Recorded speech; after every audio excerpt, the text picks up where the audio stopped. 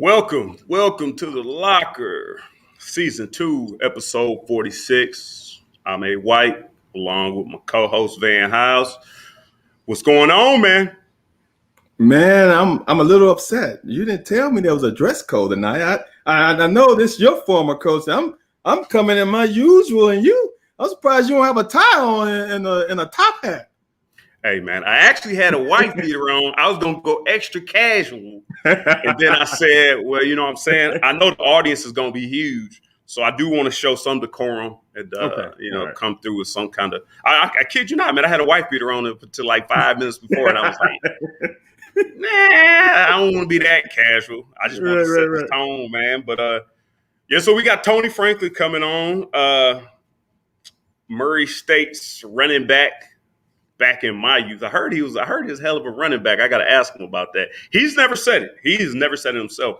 But, digging around, they said he was a hell of a running back at Murray State. Coaching the high school ranks, couple state championships. We going to get to the surprise player that he coached, and you and I both didn't know he coached. No idea. And that's not Jared Goff. Jared Goff is not the surprise person. No, that's not. No, that's not a surprise. He was my running back coach at UK, offense coordinator next year. Led the Horsemen. I believe they won some championships in the Arena League when he was GM with the Horsemen and coaching at the Horsemen. Came back to Auburn. Troy. He came back to Troy first. Yeah. But I will say this: the truth is in the pudding, though. Every place he went to, the offense got better. Yeah. So that means he took some trash and made them better. You can't say too much more than that. Every place he went, the offense improved. Whoa, it's not taking trash and making it better, because I don't think you implement. And, I don't think it's the Tony Franklin system now. It ain't the air raid. Because I think he's tweaked it enough. But if you brought the air raid in '97 and it wasn't Tim Couch at the helm, or I'm gonna give Dusty Bonner that much, or Dusty Bonner, you don't get the same production. It's productive. It will improve. But you can't just have somebody back there slanging it who don't know what they're looking at. Don't know what they're doing? Yeah, don't know what they're doing.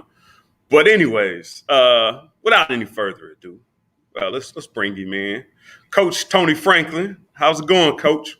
Oh, man, it's awesome. It's so good to be here with you guys. And it's funny, Anthony, because I used to think after 1999, I considered myself to be the greatest option route coach in the history of football. And then for some reason you graduated and were gone, and I never coached the option route very good again the rest of my life. So I found out a pretty hard lesson. If you want a good option route runner, you better have Anthony White, because otherwise I was worth nothing at it. Hey, Coach, I'm glad you said that, man, because you used to work my tail out on the option route, man. You kind of just going half speed because you the coach. You just want me to run it. I'm running. I'm giving it everything. I'm sticking. I'm almost blowing my knee out trying to give him a good stick. And, all right, give me a better one next time. I'm thinking, all right, man. So I'm glad that you actually realized, or I didn't know at that point in time. I'm like, what does he want me to do, man? I'm giving him everything. So I'm glad it actually did make an impression. Well, I think at the time that when you got out, I think that you were the second leading all-time rushing combined receiving guy in the history of college football, and quite a tribute to you. I've never forgotten it. I use it every time I would go somewhere and coach. I would always use you as an example, because it was I was so lucky to have you and Derek back there for the 3 years together, and you guys were such a great combination. I thought that was the one thing that I thought that Coach Mumme, his offense and the style of offense that he had, was that it allowed us that we could have both you guys back there together, or we could roll you in and out, and kind of like today. In those days, everybody wanted 25 or 30 carries a game, and they were mad if they didn't get it. Now everybody looks at it and goes, I don't want that. I want 12 or 15 so my career can last another, 5 or 6 more years like that. But you guys were the perfect pair together, and just, like, it made my job so much easier coming right out of high school, and coaching you two guys made me feel like I might actually know what I was doing. When y'all left, I wasn't nearly as smart. Well, hey, Coach, I'm glad you said that. That's going to be one of my subjects I want to get to because you coming into Kentucky. But off the top, I don't know if you saw that Coach Oviatt is in. He said, "Let's get it going." Anwar Stewart said, "What's up, man?" I think the whole crew's going to turn out, Coach. But those two so far have said, "What's up?" Well, good. Well, Coach Oviatt has been just a gigantic blessing in my life over the years. It's funny. I've always considered myself, and I still consider myself, I'm a high school football coach that just happened to end up in college. And Coach Oviatt is one of the few people in this profession that I've met that I consider to be a friend. I have a lot of people that were just casual human beings that, you know, when there's a using of a relationship and there's something to get out of it and a benefit. But Rob Oviatt, over all these years, no matter what happened, has stayed in touch. And I'm sure just like with you guys, he is a unique individual in this profession to where that he has integrity, as well as being, I tell people, you look at Rob, he was SEC Coach of the Year at Kentucky. He was SEC Coach of the Year at LSU. He was Pac-12 Coach of the Year. I mean, this guy actually knew what he was doing before. You know, now these days you get all these macho MMA tough guys that are the new breed of strength coaches. You know, right. Sidelines how many times they can get on TV. Yeah. And Rob was truly just a great leader, and I've considered myself very lucky to call him a friend. Yeah, that CrossFit has taken over, which is ridiculous. I don't even understand why it is what it is. But yeah, Coach O made us a better team. I'll tell you that. Coach O, before you got there, Coach, was a difference maker. And we had him on Tuesday. I'm not going to reiterate what we said, but he's amazing. He's the best. He's the best I've ever had. I agree. Yeah. Well, Coach, you giving everybody all these accolades, and man, we're gonna talk a little bit about you. It's gonna become a point in this show where you're gonna get to tell us about some of the people you coach. But I don't know the facts, and I know you're not the gloating type because I never knew this the whole time I've been around you. But I asked around. Wendell Childs went down to Murray State, and the rumor down there is you were a hell of a running back, Coach. Well, not a running back coach, but you were a hell of a running back. I can tell you this, Anthony, is that of all the things that you've ever said in your life, that's probably the biggest lie ever. I thought I was a good running back until I became a coach. If you ever want to destroy what you really were, then become a coach and then go, I sure as hell wouldn't have wanted to coach me. I was slow. I had no moves. And I was the leading rusher at Murray State my freshman year with a 2.9 average per carry. That just tells you how bad we were. We were the worst offense, I think, in the history of football. But I did play a couple of years, and I wasn't very good. But I think a lot of times the best coaches end up being guys that weren't great players because you have to work a little harder to figure out how to do things the right way. And I enjoyed my time there, but no, I definitely was not a very good player, but at the time I thought I was. Well, you led the team in rushing. That makes you the best option. That's all I was saying. I'll say this, that had to be the worst collection in the history of athletes in the world for me to have led a team in rushing is it is kind of funny though, because I pull out one of the old record books and stuff and it has year by year leading rusher. And I look down there and I go, holy crap, this is embarrassing. For the rest of all these other guys, because I promise you, I have the least amount of yards per carry ever in the history of that school to be the leading rusher. Wow. So all right, well, we're gonna get off the negative talk. Let's get back to the positive. So you go to Mayfield High School, and I'm gonna bring out the trivia, but I'm gonna answer it right away because I need this answered. You obviously, Van and I just both found out that you coach Pookie Jones. You coach Tim Couch, and you coach Jared Goff. Who was the best, and who was your favorite?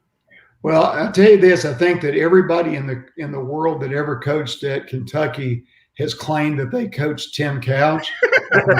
I will be the first one to tell you I had nothing to do with Tim Couch. Tim was coached by Chris Hatcher. If you remember, Coach Hatcher was just a young GA, but he was the quarterback guru and Coach Mumme, and those two guys did it. Mike Leach didn't coach Tim Couch. I didn't coach Tim Couch, and nobody else that was there did. But I did coach Pookie Jones, and I did coach Jared Goff. And I tell you, the other guys, Omar Hoggabook was 2-time Player of the Year at Troy when I coached Omar. Dwight Dasher was an all-conference player that I had at Middle Tennessee. Colby Cameron at Louisiana Tech, a quarterback I coached there, threw 444 balls in a row without throwing an interception, which is an NCAA record that to me will never be broken. He broke the record by over 80, and that was in a year that we were throwing the ball 40-plus times a game. So it wasn't like it was simple and easy, and it was a team that we averaged 52 points a game. We were one of the best offenses in the history of college football. And so I had those guys, and then obviously getting to coach Jared. But, Pookie was the first great quarterback that I coached. And, the cool thing for me was that just a few weeks ago, Pookie and I've stayed in touch over the years. I love him. I love him just like a family member, and I respect him. And for a few reasons. Pookie was a black quarterback at a time where it was still an oddity. And I loved him when I coached him. But when I went to Kentucky and watched him play and would sit in the stands with his mother and his father, I wanted to fight every week, having to listen to the people. And it was something actually today I was working on a podcast that someday I'll come out with about racism still in college sports. And I still have these memories embedded in my head of all the racial terms and slang that I had to listen to. And so many times that Pookie's father, Bob, was ready to just whip everybody in the stands.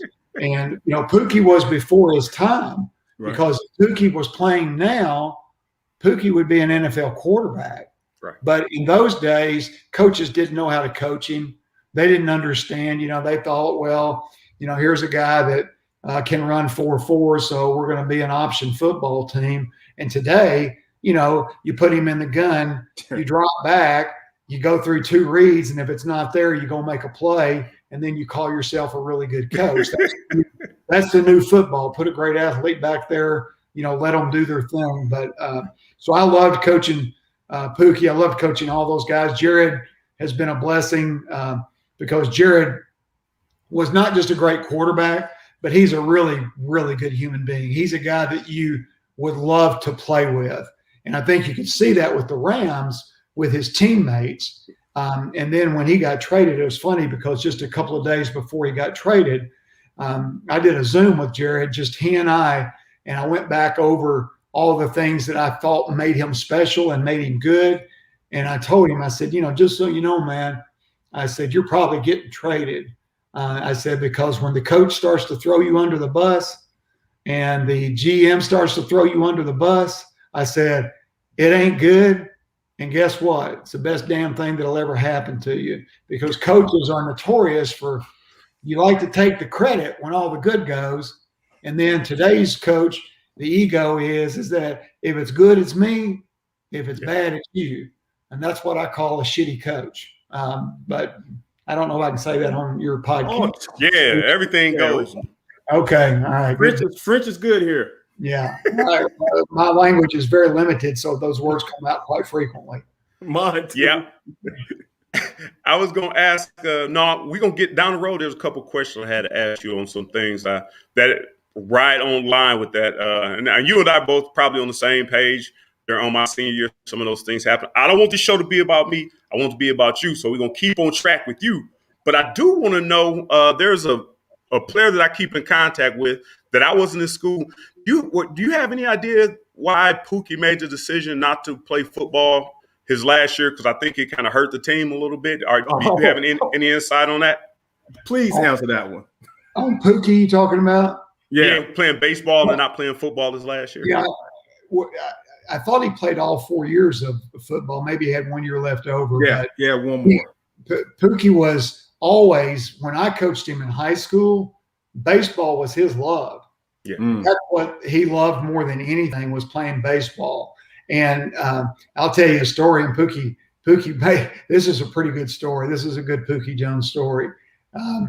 We were going into his senior year, and he had a little bit of a shoulder issue going on. And like I said, baseball was truly his first love. And he was going to be drafted out of high school, and eventually he was drafted again out of UK, played in the minors for however many years that he played. But going into his senior year, because of this shoulder issue, Pookie was a really good defensive back. And going into his senior year, his dad and I had a conversation. He goes, well, Coach, man, that shoulder, the way it is and everything, I'm not sure, grabbing and stuff, if old Pookie needs to be playing any defense over there. And I looked at him and I said, Bob, I had no intentions of playing Pookie on defense whatsoever. Just as long as he's going to play football this year, I'm all good with it. Well, the last game of Pookie's career, we're playing our crosstown rival, Murray High School, and I'd been the head coach at Murray High, my first head coaching job when I was 25 years old. So now I'm over at the other school at Callaway County. So the last game of the season, they're planning on firing me. I'm pretty sure they're going to fire me when the game's over if I lose, and they were pretty sure I was going to lose because we didn't have a great season. And so we're playing them, and it comes down, we're ahead 37-35, and there's about a minute and a half to go in the game. They got the ball, and they're driving. Pookie's standing beside me, and I think he knows that I'm probably getting fired if they go down and score and we ain't stopped them yet. And I just turn and I look at him with these little puppy dog eyes like that. He runs onto the field, takes safety, sends the other safety out, and the next 4 plays, he makes 2 tackles and breaks up 2 passes, and we win the game, and I don't get fired that year. So yeah, because that Pookie Jones, since I was on a team with him, the year he didn't play, that was the year we lost 10 games in a row. We went 1-10. The year before in the Peach Bowl, they let him do what you said. We changed the offense. We went from an eye ball to a spread, and he killed Clemson. Yeah. If he would have came back, we would not have gone 1-10. I guarantee you that. Yeah, he was a really good player and just a great human being. Unbelievable. All right. So we got Pookie out of there. Van and them go 1-10. They recruit a kid from Twinsburg, Ohio. He comes down here in 1995, gets red shirt in 1996, get kicked off the team. 1997. Now, this is where I want you to take over from, Coach Franklin. And Larry Vaught has been asking me about 1997. I am not on the football team going in from 96 to 97.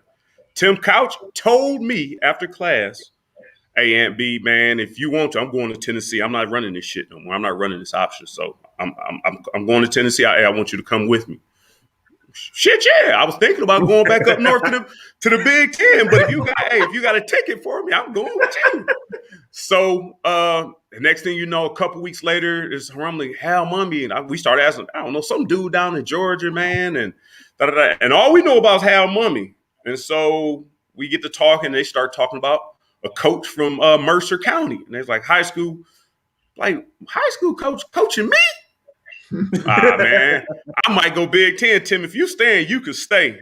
So Hal Mummy said, hey, stay, check this offense out. We'll see what you can do. Nobody knew if I could catch the ball, if I would fit in this offense. He just gave me a chance to stay on the team, so I guess I wouldn't have to look for another team. So from that point, you come in, Hal Mummy come in. I was told I would be interested in knowing how this whole thing took place if you have the time to explain. Yeah, it's a unique story for sure. I met Hal Mummy and some guy by the name of Mike Leach when they were out at this little school out in Mount Pleasant, Iowa called Iowa Wesleyan. I actually called a friend of mine in Texas, and I said, man, I got 2 slow receivers that nobody wants. And I said, but they're both good players, but I said, they're slow as me. And he goes, hey, call this guy named Hal Mummy out at Iowa Wesleyan. He'll take anybody.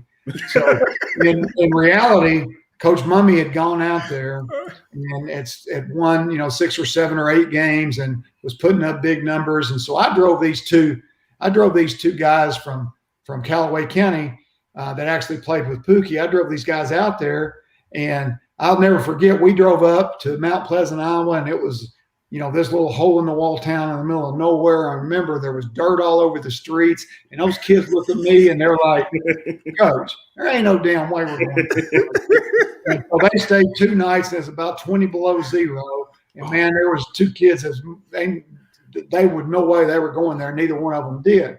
Well, the next year I had a quarterback that I took out there, and he actually signed with Coach Mumme. And so I again drove him out there and spent the time out there. And so that's how I knew Coach Mumme. Well, then, something strange, weird happens. They win 10 games, and Coach Mumme got fired, which is unusual. When you win 10 games and get fired, that's always an unusual deal.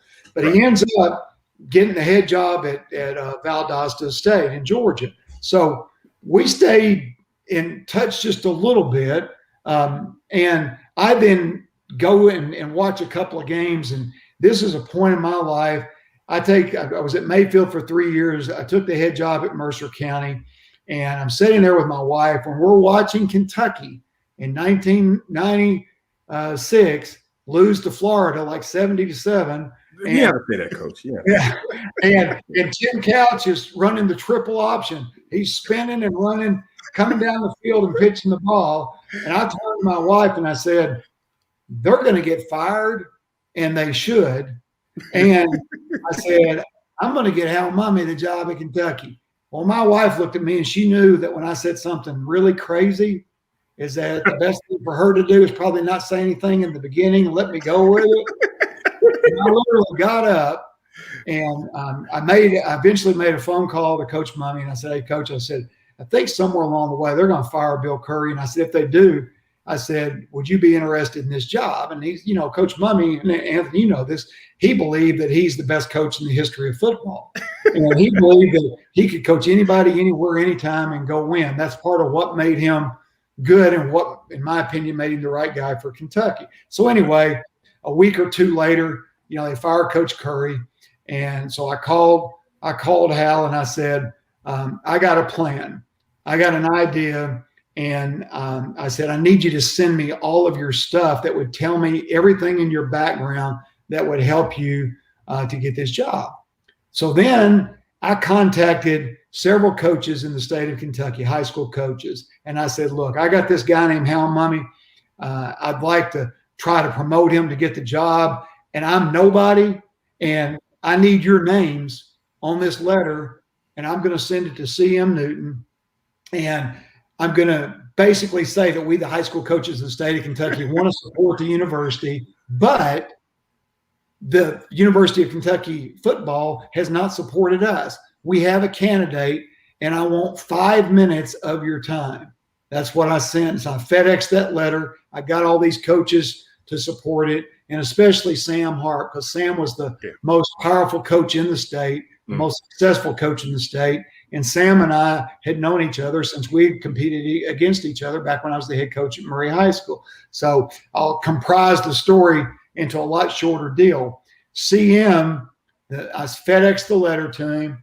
The next day I'm out on the practice field, and the trainer at Mercer County comes walking out on the field, and he goes, Tony, he goes, CM Newton left a message on the field and says you need to call him. And he looks at me kind of funny. He goes, what's that about? And I go, oh, it's nothing, no big deal.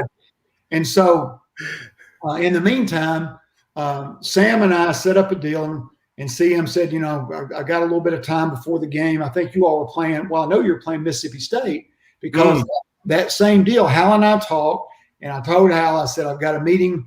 I've got the meeting set up with CM. And I asked him, I said, man, you know anybody that's close to CM? Well, he ends up telling me about this guy named Carl Parker. And Carl had played at Vanderbilt and knew CM. And I said, have him call him and just throw your name in there before I go in for this meeting with him. And so everything was it's just this crazy idea, this crazy plan. And in the meantime, Larry Vaught and I were friends. And so I tell Larry, I said, Larry, I got a plan. And so after I meet with CM and all this stuff, Larry becomes this huge part of the plan in dealing with the media. And I walk out of the meeting with CM. The 5-minute meeting ends up being about 50 minutes. Sam and I walk out of the meeting. Before we walk out, we'd gone through this. I had the whole thing organized as to exactly the points that we were going to hit and what we were going to say. And I had all the facts of the quarterbacks. And he had a kid named Lawrence Funderburk. Yep. that was the quarterback at Valdosta that put up all these huge numbers and had to before him. And so I said, this is Tim Couch, man. I mean, this offense was made for him, et cetera. And we also talked about playing JV football. And that was a huge sell for Sam about getting the walk-ons in the state of Kentucky to come at Kentucky and play JV football. And build the program through playing JV football because Hal was doing JV football at Valdosta State. So when we finished the deal, CM says, call Hal and tell him that Larry Ivy and I are going to get on a plane. We're going to fly down and see him. And and so in reality, they get on a plane. They fly down on a private jet. They go meet with Hal. And, weeks later, the momentum starts to build because Larry Vaught and some of these other guys are building this momentum secretly, quietly throughout the state. And, I don't know. I know they interviewed a couple other guys, but the bottom line was, and I'll say this, when they played Mississippi State, his O-line coach was going to be Guy Morris. So Guy Morris and I've never met Guy in my life. Guy Morris and I meet the morning before you guys played, and Guy and I have a conversation. Guy's going to come be the OL guy. So I'm meeting with all this stuff to help Hal to get this deal. And so there's always been the idea of, people say, well, Tony Franklin got Hal the job. I didn't get Hal the job. Hal got the job because he's a damn good coach and he had a good plan and all that. But without me, there was no fucking way. It wasn't going to happen. It wasn't going to happen, without Hal being who he was and without what he'd done with his background and about the type of coach that he was and all the plans that he had. But it also wasn't going to happen without me being this other character that was involved in it. And so it's like the coolest thing ever. And the rest is obviously some good, some bad, and some ugly. Wow. That's a movie, dude. That's a movie, man. Wait a minute, Coach. So how did this is what I got to know. How did Mike Majors get into this? Well, did he come in after? When did Mike? Hold on, man. This movie, man. You can't just stop the movie in the middle. So where did Mike Majors come from? I'll tell you the part that I know, because I've learned in time and history is to always try to say what you know rather than speculate on other things. So what I know is that they wanted Hal to have a named defensive coordinator, somebody that he would bring with him. And I know that there was talk about possibly Joe Lee Dunn, which at the time was, one of the hottest defensive coordinators in the country. And I'll say this about Hal is that, our relationship is non-existent, didn't end well, obviously. But the one thing I respected, Bang, was the fact that even though Mike didn't work out, obviously, the thing I respected about Hal was that Hal would have said no to the job if he couldn't bring Mike. Yeah. So you think about this. You're at Valdosta State making probably, maybe 50 or 60,000 a year at the time, 70, I don't know, something like that. You're going to be a head coach in the SEC, and you're willing to turn it down because you can't bring who you want to bring. And so to me, like I said, there ain't very many people in the world that would do that. And was he right or wrong? Well, in reality, if you had Joe Lee Dunn or you had somebody else, maybe obviously it would have worked better. But the fact that he had the kahunas to stick with what he wanted and do it, made me think that the guy's got some balls about him. Wow, dude, this Coach, who would you like to play you? Because I'm putting this.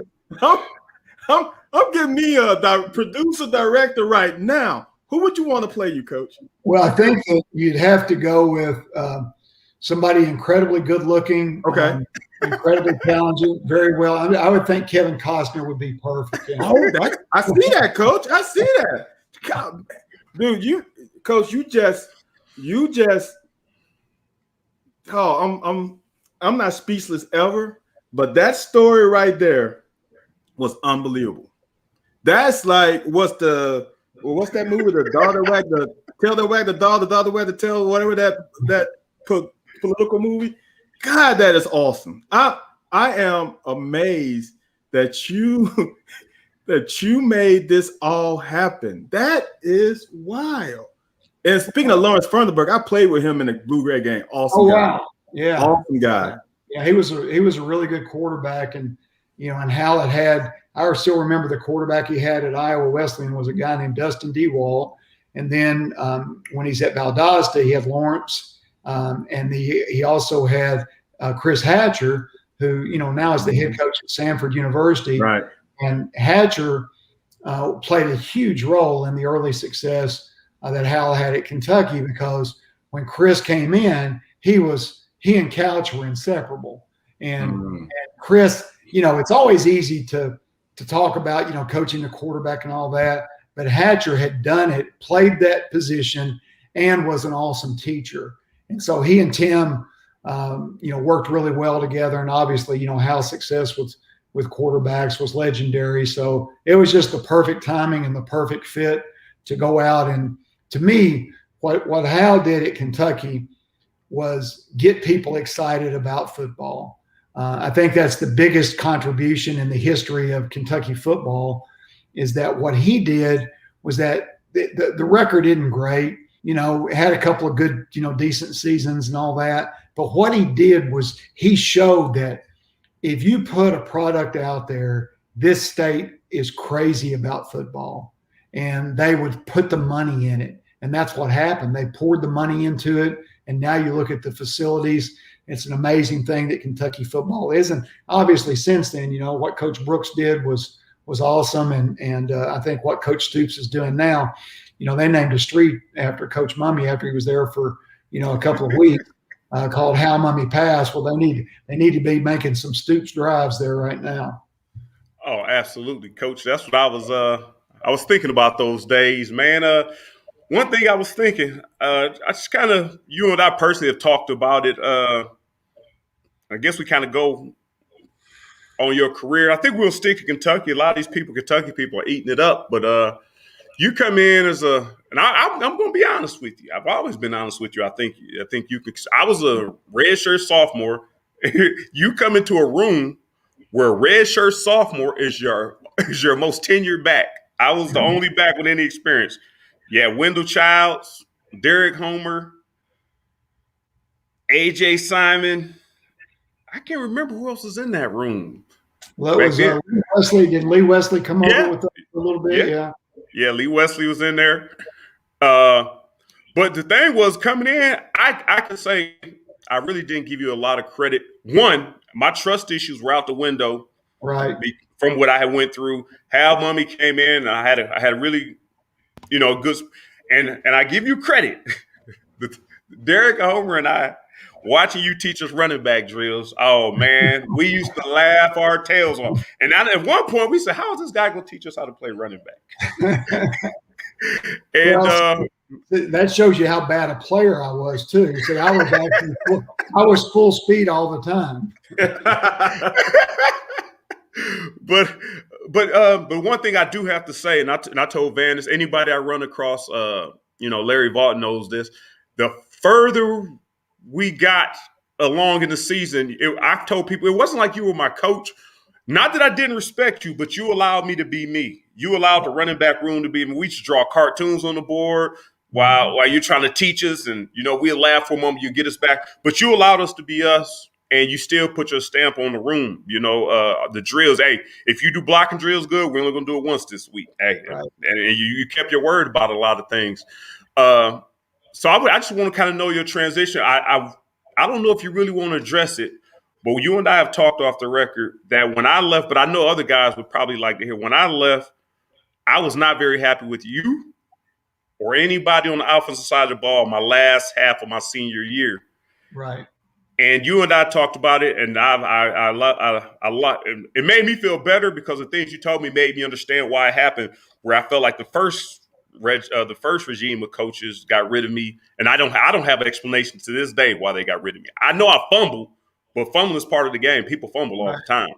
But the explanation you gave me, so I don't know if you want to go through your transition on coming on being a high school coach coming to the SEC and So just talk about your travels through your time in Kentucky, or if there's any key points you want to hit. I don't know if it's something you want to discuss or not. Well, hold on, Coach, 1 second. Okay. Yeah. Coach, he fumbled twice. Don't let him get away with fumbling once. Coach, I said I fumbled. Fumbled twice. He said he fumbled, and why someone he fumbled twice? Just FYI.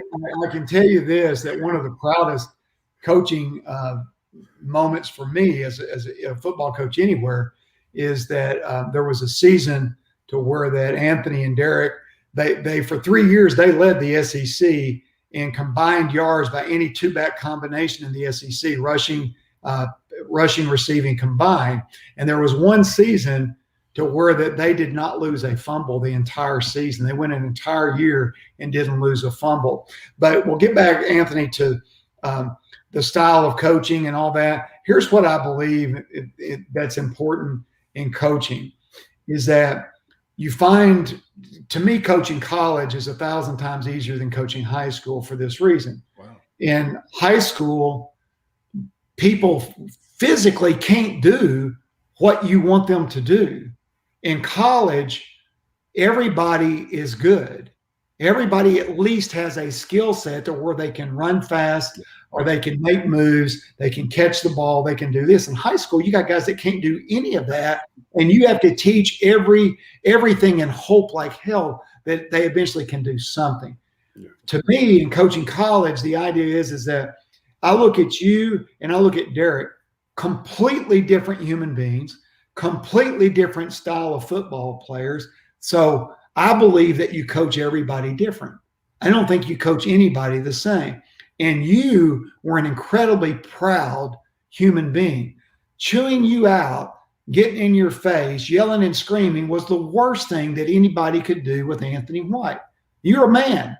You wanted to be treated like a man. If I communicated to you like a man and I said things to you like a man, then you responded.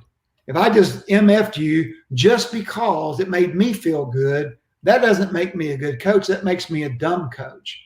And so I always believe in my business over the years of teaching coaches all across the country is that I tell them is that you start off with everything the same in the basis of fundamentals of how you teach somebody. But what a good coach does is that he recognizes what your strengths are and your skill set is, and then you adjust to that. Well, the other part that you talked about, this is from me playing running back. I know this. If I get beat up in practice all week long, maybe I win on Tuesday, maybe I win on Wednesday. By Saturday, I ain't got nothing.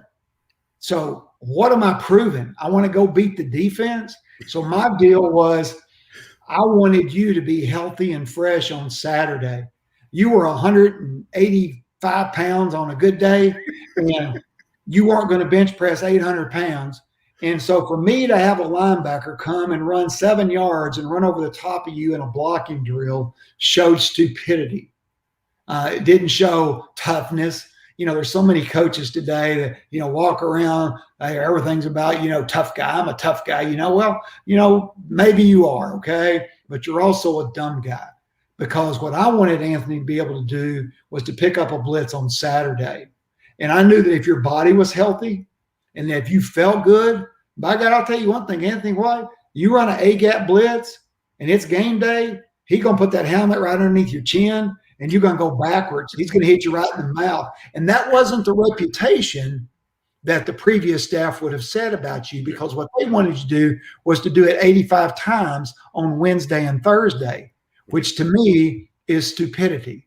So that makes me in coaching, you know, this unique thing, a unicorn in some form or fashion, because I don't believe in a lot of the things that are the old style. Now, don't get me wrong.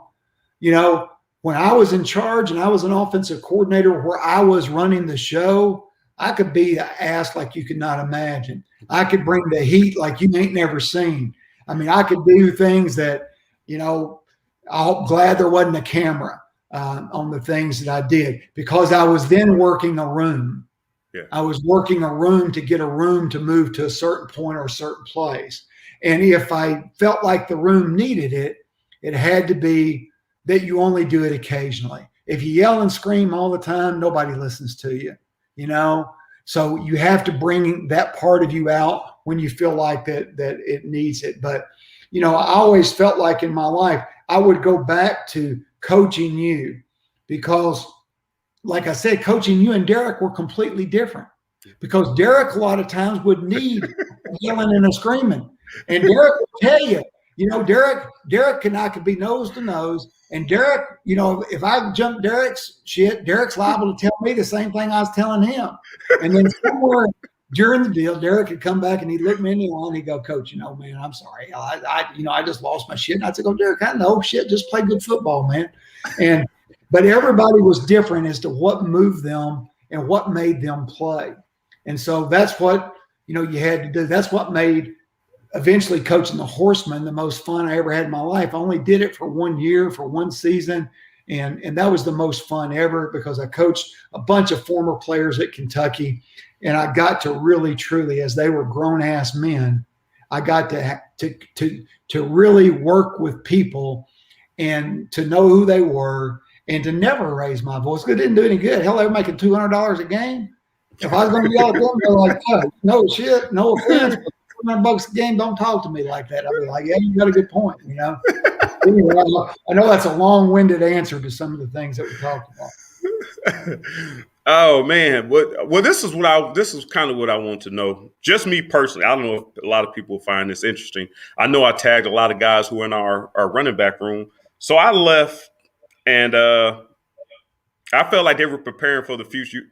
I don't think you personally were, but I think people were preparing for the future on my last end of my senior season.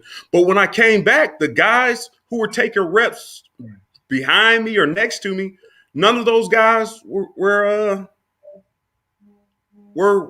replacing me though. Like yeah. I don't think Derek was at running back anymore. Something happened with Shank. Martez called me one day and asked me if I could help him. I said, hell, they ain't like me. They ain't nothing I can do for you. Well, it's coaching that position, and obviously, I switched. I wasn't coaching running backs anymore. Okay. The last year I was coaching receivers. That was part of when I became the quote offensive coordinator. And that's the other thing, is like I would always tell people they would, as Mike Leach's career has grown, and Mike, obviously has done incredible things and outperformed Coach Mumme, as you compare the two careers and everything, Mike has become his own legendary status and has done many, many things. But when Mike was the quote offensive coordinator in 1998, that didn't mean shit. Just like when I was the coordinator in 2000, it didn't mean shit. Hal Mumme's running that show, and Hal Mumme was running. So for me, when I became the quote coordinator, the one thing I wanted to do was to change positions to where that it would help me in my career. So I moved to receivers, and then he brought in an old college roommate of his, Scott Highsmith, to coach running backs, and it did change. The room changed. Everything changed, and if you remember correctly, the one that jumped out that season was Chad Scott. Chad had almost 1,000 yards rushing, and then when the coaching staff changed and Coach Mumme left and Guy became the head coach for whatever reason, Chad didn't have that role anymore, and he transferred to North Carolina. Yeah. And I went to watch Chad's senior day at North Carolina because I had recruited Chad. And Chad goes into the last few games of his career at North Carolina, and he hadn't played a whole lot. And all of a sudden, a couple of guys get hurt. And for the last 5 games of Chad's career, he averaged like 160 yards rushing a game. And ESPN, they're playing a game on national television, and they're going, where the hell has this guy been? I said, the same place a lot of guys are. Is that, it's an opinion of somebody that sometimes is wrong. And, Chad probably cost him an NFL career. He ends up getting into the NFL as a free agent, but doesn't make it. But now, he's made a lot of money as a running back coach in his career, and he's making about $500,000 a year now as a running back coach at West Virginia for Neil Brown. So Coach, answer me this question, and you trigger me with what you just said. If Hal Mumme is I don't know if he's the creator, I don't know what the name, the guy who brought the air raid to college football. Right. Why has all of his disciples done better than the creator, the Sonny Dykes, the Mike Leach? Why what is the difference between them and being successful with the Air Raid and Coach Mumme not being successful? Because he was at Southeast Louisiana tearing it up for a minute. Right. Well, I think that's a really good question. Here's what I see, and this is the way that I look at it, is that when people ask me about mentors and learning football and all that stuff, Coach Mumme taught me, this offense. He didn't teach it to me. Chris Hatcher did, but I learned by watching for 4 years and what made Hal good. And to me, what made Hal good was how he practiced, was that the methodology where Hal did believe in not getting Anthony beat up in practice and getting to the game fresh and trying to get your best players on the field on a Saturday.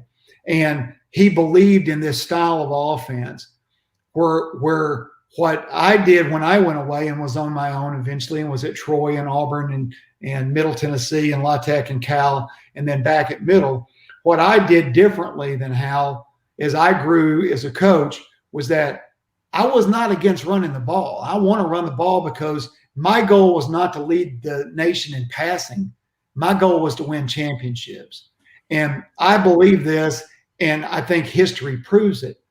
You don't win a championship by throwing the football. Nobody ever has.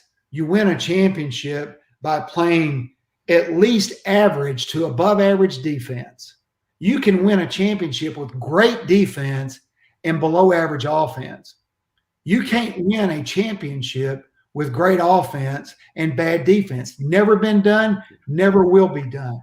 So as I grew as a coach, I always wanted to have a good run game. And then eventually, as I learned more and more in winning championships, because at Troy we won championships. At Middle, we had the best record in the history of the school still to this day, since they've been a Division I team. At Louisiana Tech, we won championship. The thing that I want is that you got to play to the defense. If the defense is playing really good and you suck, then your deal is don't lose the game and don't have an ego. You don't want to look at the end of the deal and go, well, look, we lost the game, but we threw for 300. So that's where Chris Hatcher separates himself. Now, Coach Leach, on the other hand, is more true classic Hal Mumme. Throw, then throw more, then throw more, then throw more. And then the quarterback basically has to check the run plays. There's very few just designated run plays.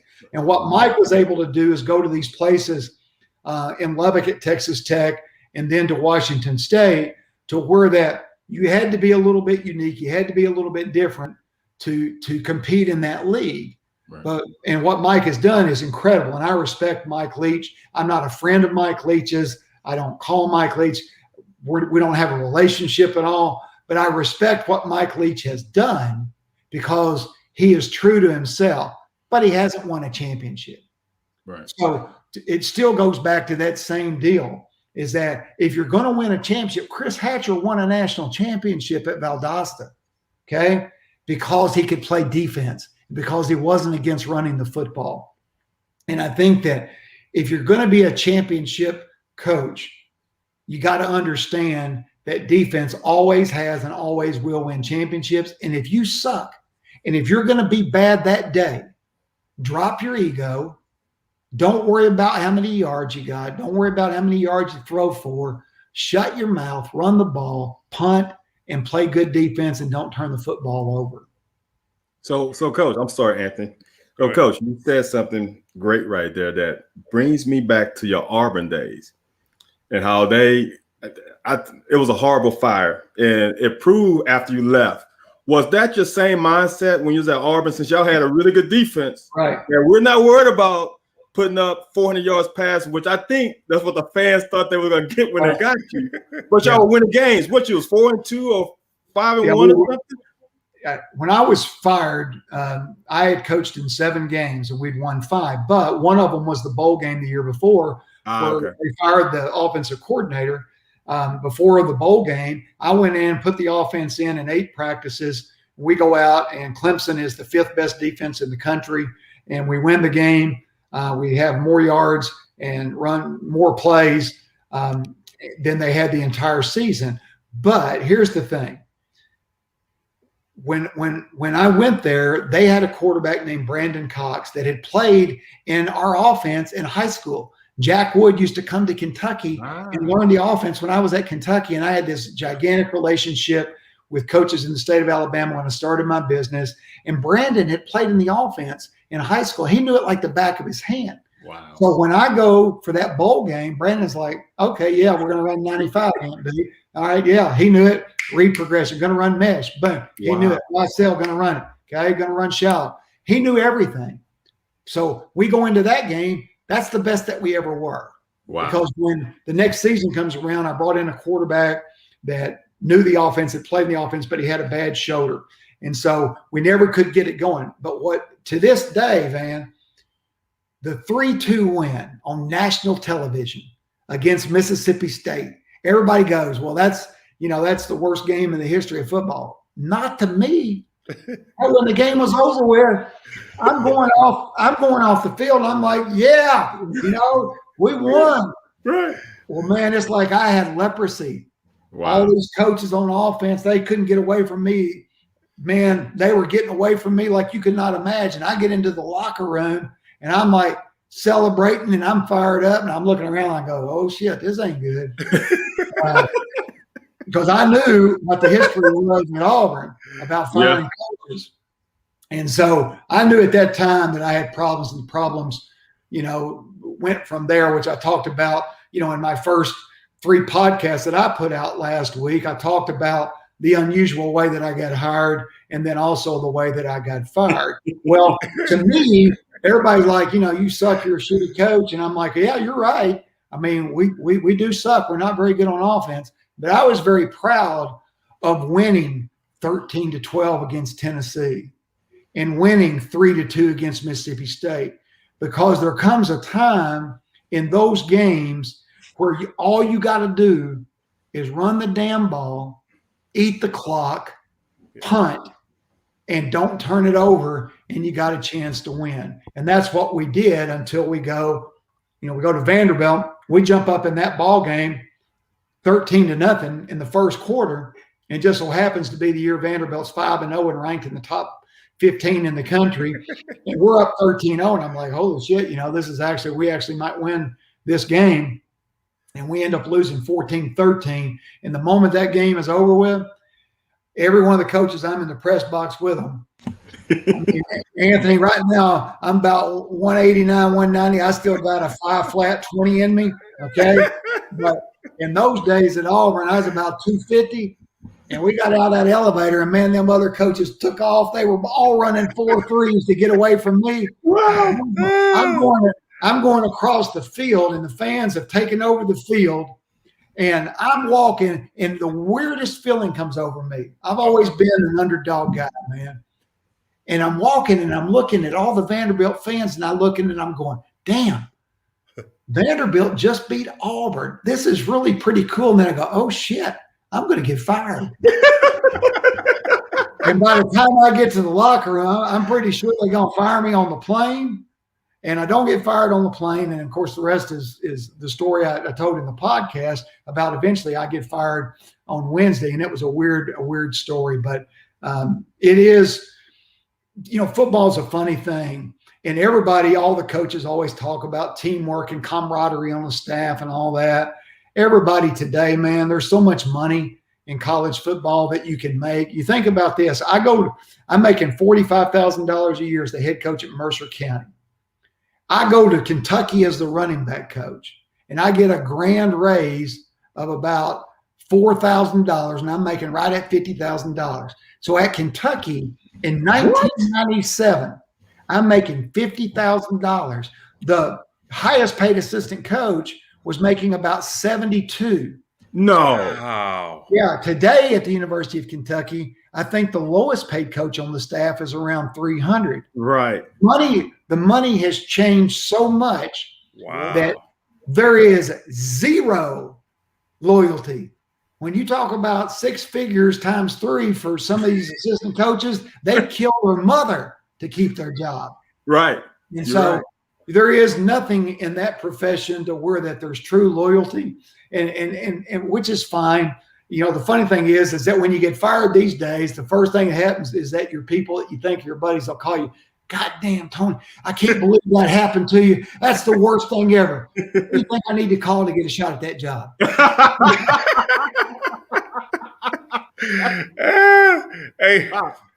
Hey, Coach, man, you on the road right now. I got two questions. One, tell the people you keep speaking of your podcast. We're gonna get to it at the end, but since you already addressed it, I know people love what they're hearing. Where can they catch your podcast at?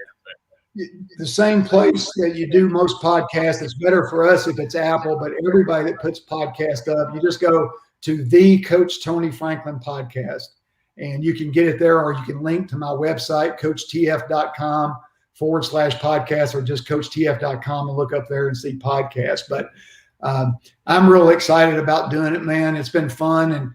And, you know, I have this problem, Anthony, that I've always had, which is if you ask a question, I'm actually going to tell you the truth rather than what you want to hear. So basically half the world hates your gut half the time. And so that makes it a really good podcast, because you'll either leave really happy or really pissed off, which makes it usually a pretty good show, kind of like what you guys are doing here. Hey, and back to the subject, you said there apparently back when we were playing, there was really only one person making any type of money. And you said coaching loyalty is hard to find now. So the demise of the air raid, do you think it was due to loyalty, or was it a recruiting decision? No, I don't know how much of that you can address. Yeah. No, I'll tell you what I think happened is that to me, it was really easy. I believe in what something is called the football gods. And the football gods are a power in this game, in this sport, that if you anger those gods, if you do something that's really anger to that power, is that those gods will get you. It doesn't matter how it is, they're going to get you. And so to me, it's real simple. What happened to Dusty Bonner stopped Hal Mumme, because this is why. Dusty Bonner was a damn good quarterback. Yeah. We come back, and after Tim is gone, the worst job in the history of football is to replace Tim Couch at the University of Kentucky.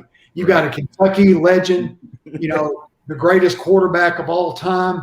You've got at Kentucky, you got a great leader. I think I've always believed that Tim was a great leader, and I believe this to this day, and I've said this forever. Everybody wants to say, you know, Tim Couch was a bust in the NFL. That's complete and utter bullshit. Okay. The Cleveland Browns were a bust for any. No one would know Tom Brady's name if Tom Brady had gone to Cleveland. Okay. Right. Tim Couch took them to the playoffs, and before Baker Mayfield, it's the last time that they were there. So Tim Couch was a great player. Dusty Bonner was a great quarterback. Dusty Bonner comes in, leads the SEC in, I think, 7 categories. Then the job was set up to where that in the spring that Dusty would compete against Jared Lorenzen. Well, here's Dusty coming back, you know, just led us to another bowl game at the Music City Bowl. And you and Derek are gone. We're coming back for the next season, right? And I was gone. Yeah. I was gone. Derek was coming back. Yeah, coming back. Yeah. That's right, because they moved Derek to receive. Coming back to the 2000 season, all right? And so they go into the spring and they compete. And I still remember it to this day. And, you know, God rest Jared's soul, because that kid was a sweet human being and beloved. And for the rest of his life, for the rest of his memory, his legacy, he should be beloved. Yeah. When they go into that spring, we have the competition, and Coach wanted Jared to be the quarterback because of his talent, because he had such a strong arm and was such an amazing athlete. But the bottom line is Dusty won the job, and it wasn't even close. So we go into about the 3rd week, and Guy Morris and I actually go in and have a conversation with Hal, and he agrees, and he names Dusty the starter. So everybody on the team knew that spring that Dusty was the starter. And then in the summertime, something happened. I, to this day, don't know what. I don't know why. I don't know anything. But I do remember the day that Hal walked into my office and he goes up to the board and he starts drawing something and he says, I'm going to name Jared the starter and we can now do this. And he's drawing something. I went, whoa, Coach, what? And he goes, I'm going to name Jared the starter. And I said, Coach, you can't do that. I said, Dusty won the job and it wasn't even close. And everybody on the team knows. And he goes, I'm the head coach. I can do whatever the fuck I want to do, which is true, right? When you're the head coach, that's what you do. And so, that was his decision and that was his choice. And he made that decision. And Dusty then transfers to Hatcher at Valdosta State, goes down there and wins back-to-back Harlan Hill trophies, which is the Heisman Trophy for Division II, wins 11 or 12 games a year. We win 2 games and, we're not very good. We were like 12th in the nation or 11th in the nation in total offense, but we weren't very good. We couldn't score. So, we could gain a lot of yards. We could throw for a bunch of yards, but we couldn't score points. One of the most misleading stats in football is total yards of an offense. It don't mean shit. It's scoring points that matter in offense. And we didn't score very many points. And so in my opinion, what happened to the quote air raid was the fact that the football gods look at that and the football gods go, okay, you don't do this. This isn't what you do. You don't do this. And I don't think that the team ever came back to where they were from that experience. And then obviously there were lots of other things that were going on that were not good in the program at that time, which, is a whole other story. But that's to me what happened that caused that immediate fall. Plus we lost some good players. I mean, we had some good football players there. Everybody wanted to say, well, the recruiting of Coach Curry wasn't good and all that stuff. That was bullshit. That was bullshit. There was good football players. We didn't recruit Anthony White. Okay, we didn't recruit Tim Couch. Right. We didn't recruit John Schlarman. Craig Yeast. We didn't recruit Mike Webster. We didn't recruit Yeast. We didn't recruit Keogh. Right. And there's a lot of damn good football players there that weren't recruited. There were good football players that loved to play the game and got a lot of success. So, it was all part to me of this whole thing about in a football program. It's why it's so hard to win in football because it takes so many people. And the moment you lose the chemistry part of that and the faith part of that, I don't care who you are, you're dead. And that's, in my opinion, what happened. So, Coach, I'm going to wrap this up in 2 points. So you telling me Coach Mumme tenure was devastated because he brought in Mike Major instead of Joe Lee Dunn. That was problem number one. That was the initiator of the process. And then to end it all, he didn't stick with the quarterback that won the competition. And then they go 2-10, and now he's gone. Well, I'll tell you this. I think there's the good and bad part of this. If you're a Hal Mumme fan, is that this is what I believe. What makes you good can also destroy you. Is that you have to understand that in order to be a great general, you probably have a big ego. In order to be a great head football coach, you probably got a really big ego. In order to be a great heart surgeon, you probably got a pretty big ego. So what makes you really good can also destroy you. And so the fact that he walks in the door and he's that confident. I still remember when we were playing Alabama the first year I'm there. Here I am, this high school coach that's sitting in there, and we're getting ready to play Alabama. And I remember Coach Mumme going up to the board, Anthony, and he draws up you running an option route against their linebackers. And he goes, oh my God, this is like stealing. These guys are terrible. Aunt B's going to kill them in this. Derek's going to catch these balls and they can't tackle him out of the backfield. And I'm sitting there going, that's Alabama. but to Hal Mumme's like, fuck them. I know what I'm doing and I know how to make this game plan. And that's what made him great. That's what made him really good. But then the same thing that makes you that, you always have to have somebody on your staff that's going to walk in the door, look you in the eye and go, you know what, Coach? You're fucking up. Right. And you have to be willing to listen to that person And if you don't have that person that you respect that will do that for you, then you'll go down. You can go down and it can be extremely ugly. And so to me, there's a lot of great people in all types of professions that need that. You know, the best in Troy, when I was at Troy the first year I was there, I'll never forget, an assistant coach on the field dog cussed me. Okay. One of the offensive assistants on the field, Shane Wasden, the receiver coach, he chewed my ass out, and he was right.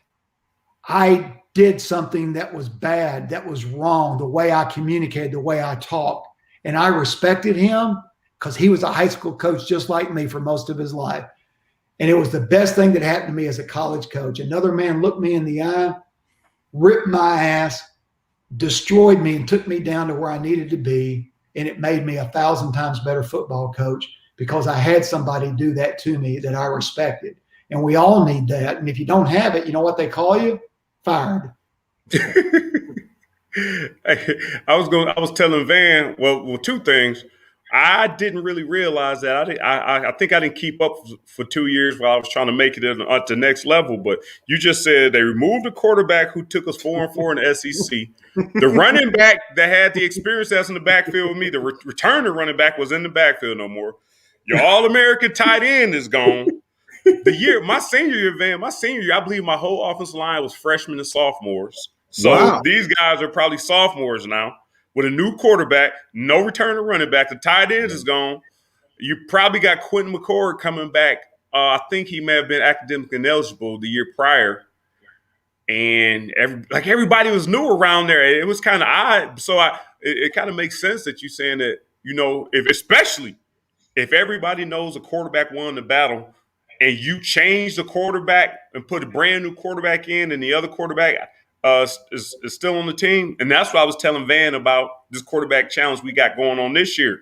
That is a huge deal if you take out a guy that the team loves and trust to put in a guy that people don't know, which Will Levis may be good. But just making that move, you better make damn sure that Will Levis is going to come in here and light the boards up. I tell you, I think the quarterback position and how you play that, and because it's the one position on the team that everybody knows, all the fans know, et cetera, is that you have to play that right. And we're all wrong at one time or another. I've been wrong in who I've started, and you have to immediately correct it. But when you're playing, when you make a decision that's as bold as what Coach Mummy's decision was, you got to be right. And if you're not 100% right, then you're going to be in trouble. Let me tell you one more great Kentucky story if you got time, because I think that the fans would really appreciate this. And I'll tell you about good human beings and good character. Is that the last game I ever coached at Kentucky is that I knew I was gone. Several of the staff knew that they were gone. We're going to play Tennessee. And you bring up the late, great Quentin McCord. And Quentin was damn good. I mean, you know, this guy can play the game, right? But he wasn't ever getting the star status like he should have been. He wasn't getting enough reps like he should have been. We go to that last game against Tennessee. Neil Brown and Champ Kelly are rotating with Quentin, okay? And I love Champ Kelly and I love Neil Brown. Both of those guys, you know, Champ I talk to occasionally, more frequently than I do Neil. But, you know, I respect what Neil's career has been. And, you know, I had a relationship with him for a long time. Champ I love like family and respect Champ and admire Champ for what he's done. And, you know, the fact that he ain't a GM in the NFL is wrong right now. He should be a GM. But those two guys come to me before the Tennessee game. They're rotating, right? They come to me and they say, hey, Coach, you need to give Quentin every rep you can give him because he can get drafted. And ain't no offense, neither one of us going to get drafted, okay? Right. Wow. And this guy can get drafted if he gets what he needs. Give him the reps. Now, you think about this. Wow. Quentin goes out in that game, has 7 or 8 catches for like 140 or 50 yards, kills it. I mean, just absolutely kills it, gets drafted, has a nice career in the NFL, probably could have been even better in the NFL. And that happens partially because Champ Kelly and Neil Brown were true teammates. Wow. I mean, man, you talk about special, and a special thing that human beings can do is that's the reason, in my opinion, that's how Neil Brown gets to be the head coach at West Virginia and earns $3 million a year. That's how Champ Kelly is as high up in the NFL and as respected as he is in the NFL, because there's something inside of them that really understands the game. Wow. And that's what so many people don't understand about the game, is that there's a brotherhood to where that a guy will give something up like that in order to help his teammate. And that's the thing that I enjoyed the most about the game of football. Wow. I told Van this, I can't say the entire coaching staff. Like I said, you and I got along very well. You, Coach Hatch, and Leach, man, I love you three guys, man. I could talk to you guys on the field, off the field. You guys are always open to listen. Leach would take the story all the way somewhere else. He would listen, but he would come back with a response that had nothing. You would keep it honest with me, and Hatch would just leave. Hey, Bubs, I tell you, man, we're gonna make you a fucking Heisman winner. Like, hey, I'm cool with that, Coach. But I told Van this, Coach, and I need you to validate this for Van because he didn't believe me. True or false? Did the defense have to work out at 6 a.m. and the offense worked out in the afternoon? Did the defense have to wait until the offense ate after practice? Did the defense wear black jerseys so they would be hotter and the offense didn't? Was practices set up, or was the whole situation set up where the offense got preferential treatment over the defense? That's a great question. I know the black shirts came from Nebraska. That was the ideal at Nebraska, to where that they called themselves the black shirts. And so that's where the defensive ideal of the black shirts came from. I know Coach Obian and I had talked about the meal situation, and I don't really know why the meal situation was. I'll tell you this, Anthony, is that I was not in that group that got any of the secret shit coming from as to why that something was being done. I wasn't asked my opinion on, I don't think, anything probably about that in the 4 years that I was there. But I don't really know. I know this. I know that we obviously had better players and should have produced better. And it's disappointing because when you go back and think about what could have happened, even though it was a success, especially in the 98 season, we get to play in the Outback Bowl and the first New Year's Day Bowl in 50 years and all that stuff. And it was a great feeling and successful and all that other stuff. But I think we all yearned for that special championship deal that, Kentucky fans have yearned for forever. And I'll say this, is that I don't know Mark Stoops from Adam. He don't know me. He could give a shit about Tony Franklin, but what he's done there is mind-blowing to me because of the quality of players that they're recruiting and developing. I think you can recruit guys, but he knows what he wants, and they develop players, and you can tell that by the NFL draft now. And one of my greatest memories as a football coach and as a human being was getting to go back to Kentucky after that time in my career not ending the way I wanted it to at Kentucky, growing as a fan, being a high school coach in the state, getting to go back at Middle Tennessee in 2018, in a year where at Middle we won the Eastern Division Championship in Conference USA, getting to go back, having a fourth quarter drive with a chance to win the game at Kentucky, and to have that atmosphere and that feeling for a team, a Kentucky Wildcat team that won 10 games, and to have, some of the top picks in the NFL to be playing on that side. But my greatest memory was to walk onto that field before the game and to embrace all of our dear friend John Schlarman, and to already know at that time, because of my relationship with John and my wife's relationship with Leanne, because I was able to hire John at Troy, to give him his first college job, and the respect and the love for John, obviously, that everybody had for John. But just that was, for me, a closure of a chapter in life that ended the way that it should have, which is to finish my time at Kentucky on that field with one of the best human beings to ever walk the face of this earth. So God bless Leanne and the kids, and God bless John. Well, Coach, there's two things you just brought up then. First of all, you should have been in that room because you the only damn reason Mommy got the damn job. If you didn't orchestrate this, he would be still at damn Valdosta State. So that's one. Second of all, you brought up Coach Stoop knows who the hell you are because of just what you said, that Middle Tennessee game where you almost made that season not as good as it was. I was scared. You know what? In that fourth quarter, I'm like, oh my God, we're about to lose to Middle Tennessee State at home. Coach Franklin's about to send his offense. What's your score? Did you score 41 points? Or what? No, it was. I think the final was like 34-23. And I tell you, I can remember. So here's how the coaching brain works. Before the game, I'm like, if we can get a first down or two, and I'm not embarrassed, then I'm going to feel okay, because I knew Kentucky's defense was phenomenal, and our defense was good that year at Middle. So I knew that our defense would play well. They were real confusing. They did lots of stuff that was confusing. And because of that, we had a pretty good football team because we played pretty good defense most of the year. So we go into that game, and I wrote down 4 what I call fourth down and less than 5 yards to go plays, that if I don't succeed on these, I will be killed after the game. Someone's going to kill me. And so we had already been successful on 2 of them. We come to that fourth down drive. We're behind by a touchdown.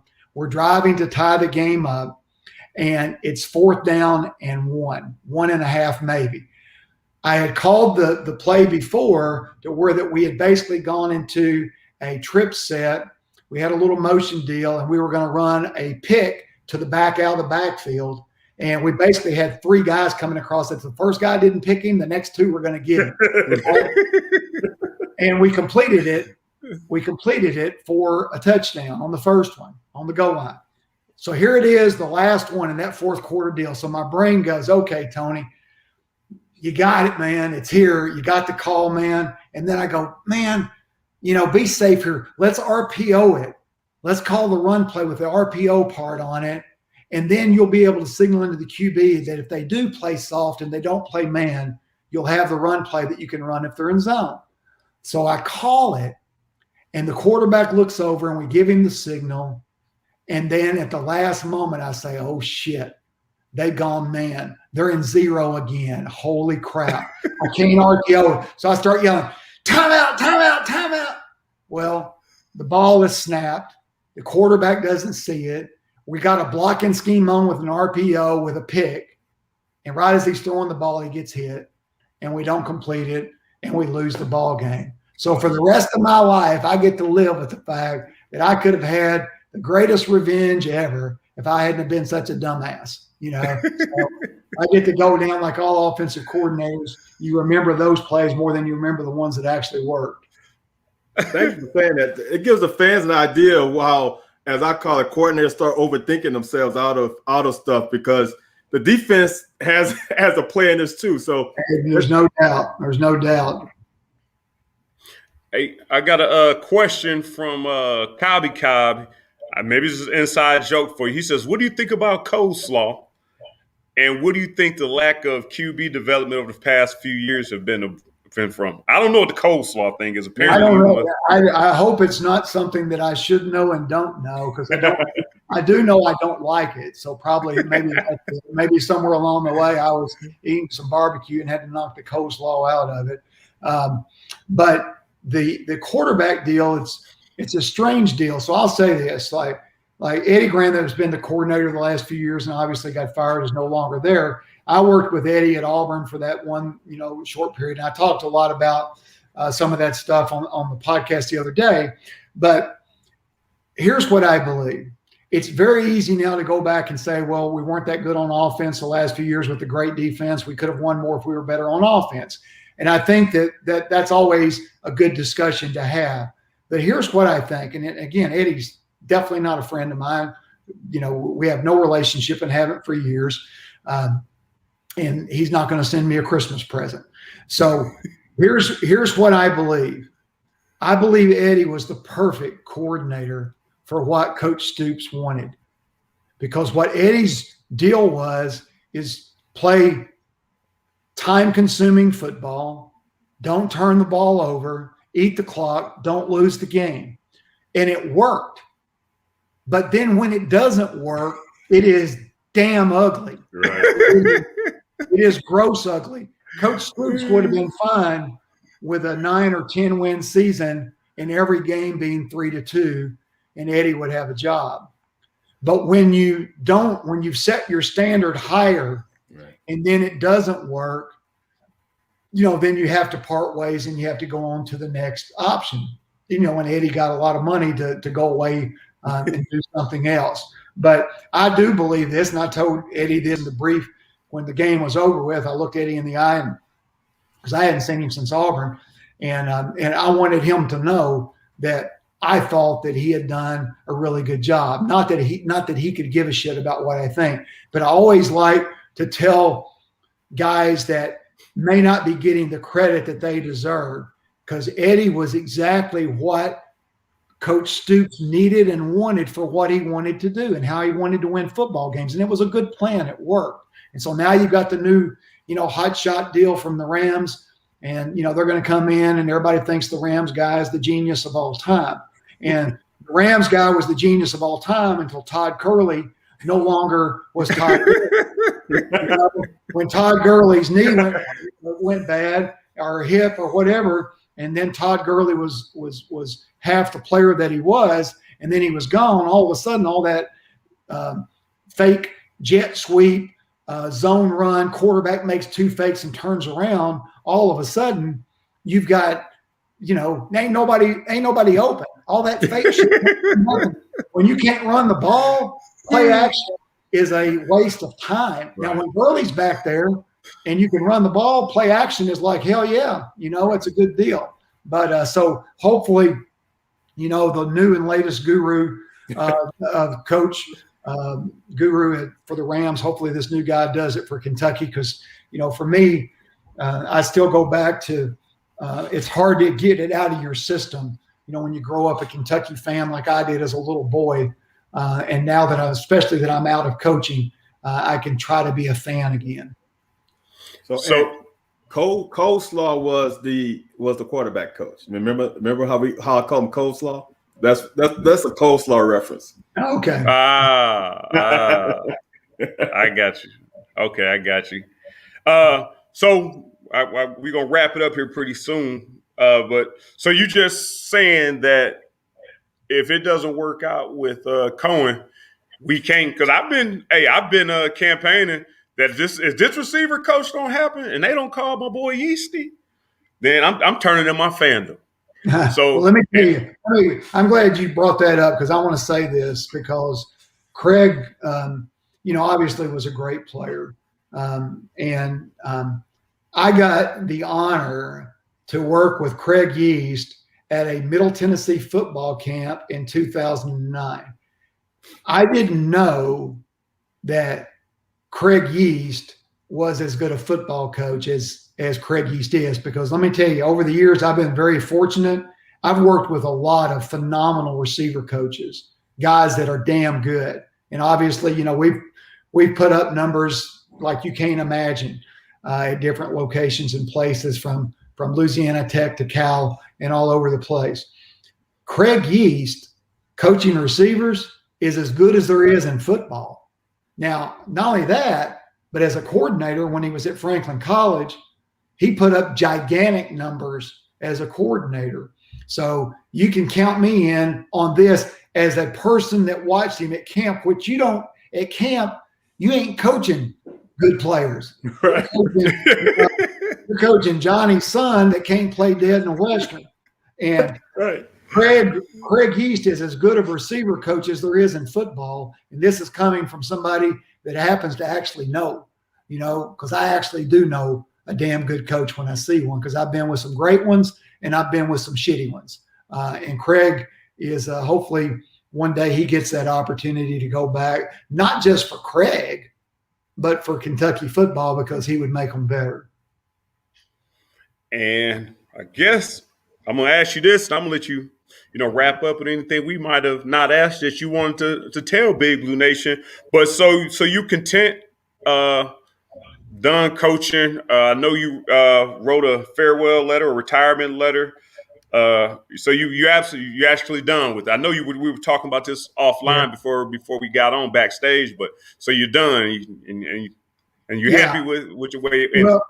Well, there's a couple of things, Anthony, is that for me, I'm 60. I'll be 64 in August. I know I don't look it. I always tell my wife that if you could put me in a really dark bar at Charlie Brown's in Lexington with none of the TVs that are there now that used to not be there, real dark, I could pass for 39, I believe.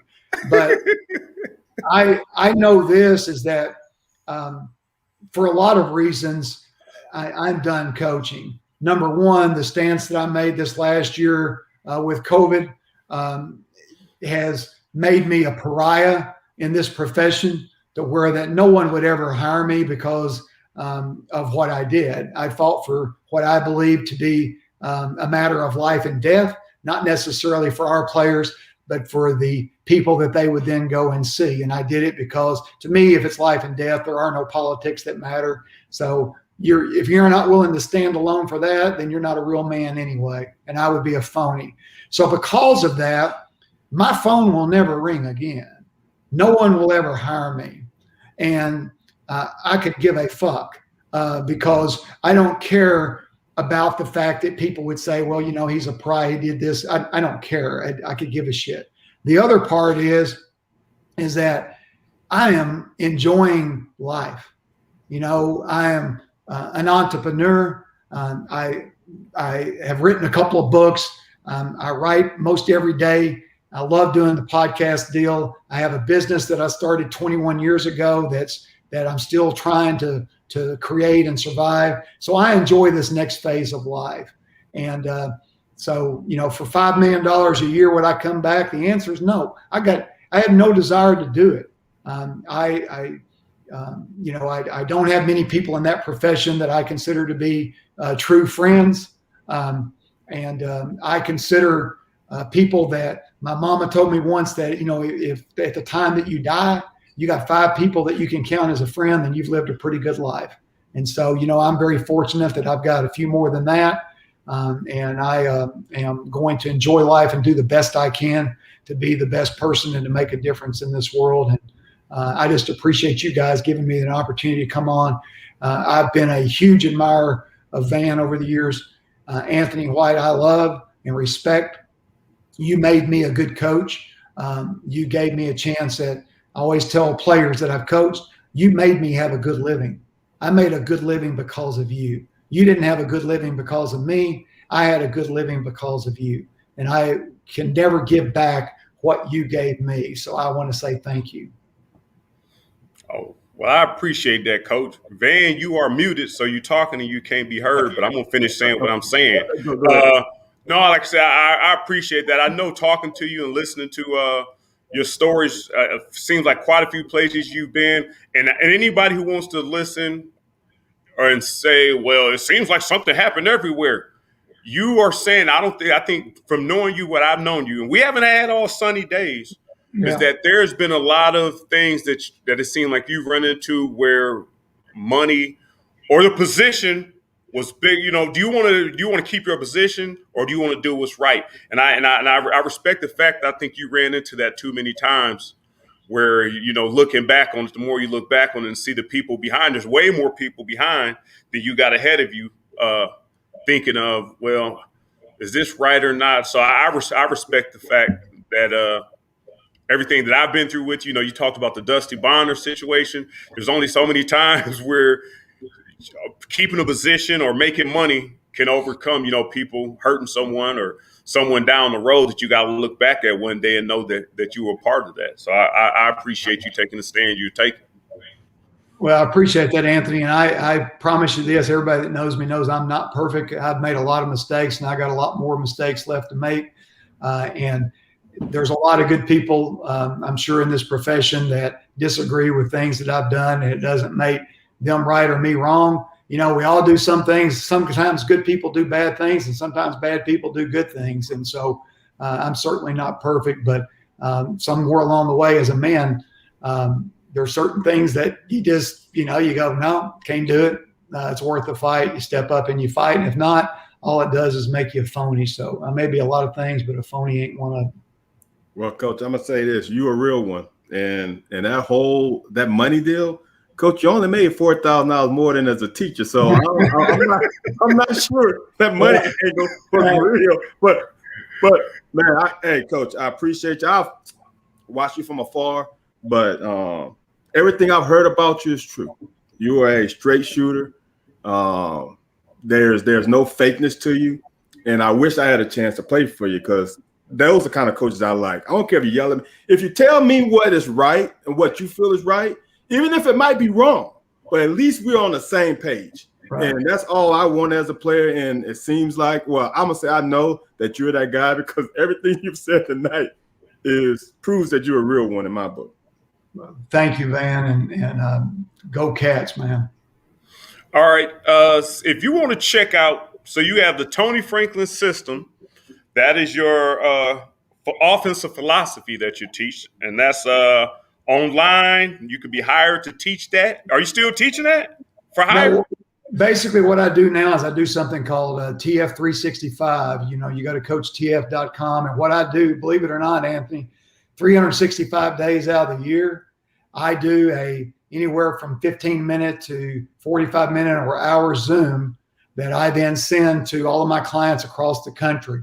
So I might be talking about what I call the Manning Guy footwork drill. I might be going over first down calls. I might be going over game plans. I might be going over staff management, how to deal with COVID during pandemic. Every single day, the clients that I have across the country get my advice on how to be a better football coach, how to be a better human being.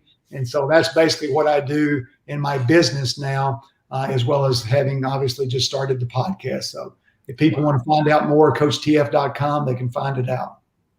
Wow. Also, if you want to hear more of this straight shooting, the Tony Franklin podcast, if you want to go back and check out the book where your boy is mentioned in it, Fourth Down, The Life to Go, is the good, the bad, and the ugly of his time at UK. That's a good book. I started on Amazon and a couple other places. It's still available if you want to go check that out. But go check out the podcast, man. You get more of what we're talking about now. He gave you some tidbits of some of the things we discussed is on there. So go check out the Tony Franklin podcast as well. Hey, Coach, hey, we appreciate you for coming on. If you want to come back on and talk about it when the season comes, or, if we could persuade you, to come back and coach, man, I might, I might be willing to come with you for a small fee, Coach. If I could get one more play out of you, I'll come back for the one play. Oh, these legs are done, man. These legs are done. All right, Coach. I appreciate you, man. Thanks, Coach. Thank you, guys, man. It was great to see you guys. Y'all take care. Yeah, man. All right, thank you. That is Coach Franklin. Van. Bruh, hold on. That's gotta be the best show ever. Dude, you keep saying that every time. Dude, no. Hold on. We have had some good ones. Yeah. We have had some good ones. But the stuff that all people just found out, dude. Oh, yeah. Dude, Yeah. Dude, and you can't cut this one up, because there's just too. It'd be like you'll try to bring in a clip and it'd be all day. God, man. We may just end the show after this. This is the last show we're going to do. This is how we want to be remembered. This is how we want to be remembered, man. This is it. But bro, yeah, man. If you didn't get some inside information, if you're a proud member of BBN, You got some inside information. I'm gonna say this: Larry Vault is a freaking mole. He needs to come on this show too. He's done held this, dude. How long? This 1997? What's that? 24 years? No, this was 96. He came in 97. This happened in 96. 1996. 25 years. Larry Vault has held this in his gut for that long and ain't never publicized it. Are you serious, dude? Are you serious? All he told me was, ask Tony Franklin how Mummy got here. That's what he told me. I didn't know I was getting that. I thought maybe it was a long ride from Louisville Airport or something. He had to go pick him up in Tennessee. Yeah, man. Yeah. Bro, that's a movie. Look, I don't think people understand. That is a 90-minute to 110-minute movie. Because you can go from Hal Mummy going to Valdosta, all that stuff, then Coach Franklin being in high school, Coach Curry, them. I might be on that film. I could be on that. Dude, that is a movie. Dude, that's a movie. Yeah. And somebody has to at least if what's it, Kentucky? Well, no, Kentucky don't want no parts of it, but it could be E60. It should damn sure be E60, but it could be a movie. Larry Vault, you are, dude. I thought all the things and I hold you to on a pedestal, but now, dude, what I learned today, you are on another level, dude. Are you serious, bruh? I'm still, dude. That's crazy. How you think I stay in the media game? Why you think I invited Larry Vault to the golf scramble, man? Come on, man. Hey, you know who to stay close to, man. Hey, man, that's why they don't fire me out of the media game, man. Larry plays Larry plays like he's meek and all this stuff. Larry got stories to tell. He needs to write a book. Because he got stories to tell. We need him on here next. You want him on here next? Tell him you want him on here next, Van. Hey, Larry Vault, I'm about to DM you. I'm about to, you know what? I'm about to just blast it on Twitter that we're going to have Larry Vault on the show in 2 weeks. Bro. Yeah. Hey, Louis right. All right, man. Come back on and watch it in the morning, man. Yeah, man. I'm gonna have to put that on loop. That whole story, bro. Yeah. All right. Yeah. Let's give the people some time with their family because this is crazy. I'm still, bro. Wow. Hey, for more of what Tony Franklin was telling you, the Tony Franklin podcast is out here. Only a couple episodes in, so subscribe now. So you can get in early. You're gonna get a lot more of what we heard here today. Hey, Van and the show carried itself, so I'm glad you were part of it, man. You did bring us some good information and some insight to ask him. So, man, hey, as usual, man, I appreciate you for participating. Man, thank you, man. I'm forever indebted. That was amazing. All right, man. Well, Van's out next week, so we're gonna see Van sometime in the middle of July. All right, man. Have a good one, man. All right, man.